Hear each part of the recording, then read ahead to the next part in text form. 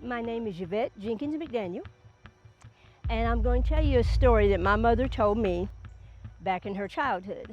Her, my aunt, and my grandparents moved from Fulton, Missouri to Springfield in 1944. And when they moved here, all of this area here was, they called them shacks because they weren't big houses or pretty houses. This whole area here and in the back was all black, all Negroes, as they said, lived here. And across the tracks down by Pythian and Scott, that was known as the Bottoms. And one of the first things my grandfather was warned is after dark, your daughters shouldn't be outside. Now you could go to church because Timmons was right on the corner, but after that you went back in the house because down there was bootlegging, a murder or two, prostitution, and gambling. So after dark, you shouldn't be down that way unless you were a customer. And white people didn't come over this way except to see the prostitutes, and that was about it. If you called a cop, they weren't coming. And so my mother and my aunt was talking one day after we had moved over on Washington Street. And when it was Halloween and they was telling stories. And they was talking about in Fulton, my grandfather went underneath the house doing some work, and he found human hair growing out of the ground. And he thought that was real odd. He knew nobody believed him, so he cut some of it, took it to my grandmother. So apparently somebody was buried underneath their house. Just different stories. My Aunt Eunice, she claimed to be a psychic, and she had a dream that a young lady 2 weeks from then was going to die, be found on the other side of the bridge 2 blocks away from their house. And two weeks later, there was a young lady found across the bridge, a body. So they was rehearsing and talking about, reminiscing and talking about all of this. And then my mother said, "Do you remember Mr. McPhee?" So the story goes that Mr. McPhee, well over 6 foot, dark-skinned black man, he had been in prison in Chicago. And when he got out of prison for murder, he moved to Kansas City, had family there, and then he decided to come to Springfield. So he come down here to Springfield and he got a job with one of the gambling houses as an enforcer and a collector. So one night, one of the men had gambled and he didn't have his money to pay. And that was kind of the rule. When you got done gambling, you paid up. Well, he didn't have the money.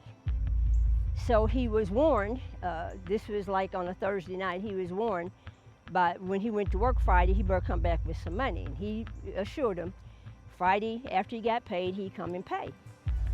Didn't show up. So Mr. McPhee went looking for him Saturday, slapped him around a little bit. You need to come up with that money. So he assured him that he would get the money. And they even gambled on Sundays. The Sabbath day wasn't nothing for them. So he assured him Sunday he would have the money. Well, he didn't. And so Mr. McPhee come looking for him. Well, Sunday happened to be Halloween. And he went looking for the man, couldn't find him nowhere. So after everything is shut down, Mr. McPhee was coming down the tracks. He lived in one of the little shacks toward the end. Of course, all of this is new houses now, so there used to be a little path, so it's hard to see where that was.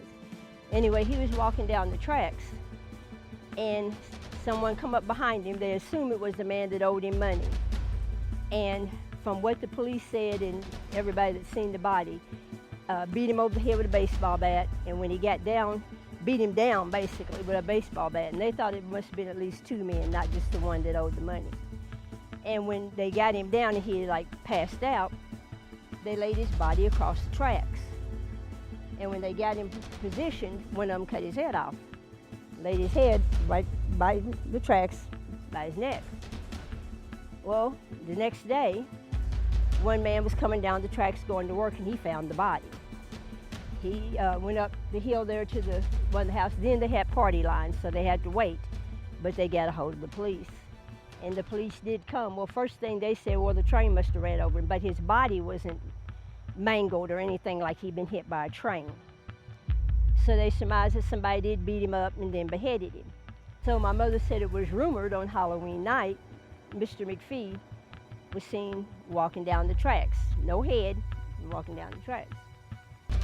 So they had went trick-or-treating, and there's a group of them, so they thought it'd be safe to walk up the tracks, get back over on Division.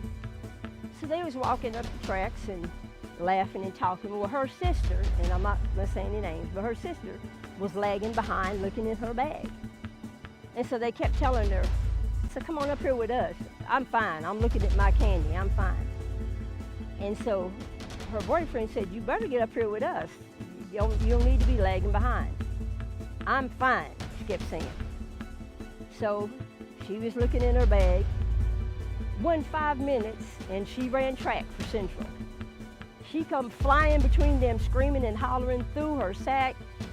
She ran all the way up to Division. She crossed Division. She ran to her house. And my friend said when they got to the door, said, she's beating on the door, help me, help me, help me, and just screaming, hysterical, crying and hollering. So her mother opened the door and said, what's wrong with you? And she couldn't talk. She ran into her room, got up in the bed in the fetal position and just cried and rocked all night long. She cried and rocked. And so the friends, they, tried to run after her when they got over to her house. They went to her house, but she couldn't talk. And so the mother said, well, what happened? She said, we don't know. She was behind us looking at her candy. She wouldn't join us. Pretty soon she just ran through us, screaming and hollering and crying. So she didn't go to school that Monday. Finally, the next Tuesday, she told them what happened. She said, I was looking in the candy and said, I heard somebody behind me. And all I heard was breathing. And she said, Mama, I swear to God, I turned around and looked, and there's this big old tall man, but he didn't have a head. And she said he was his hands and everything, he was dark skinned, big man, but he didn't have a head. She said, and that's when I took out. It's true, she said, and I never believed in ghosts until I turned around and here's this big old man behind me. And she said, does this happen often? I said, we was just told only on Halloween because that's when he was killed. And she said, well, I tell you what, Mr. McPhee's real. My name is Yvette Jenkins McDaniel. I was born and raised here in Springfield, Missouri.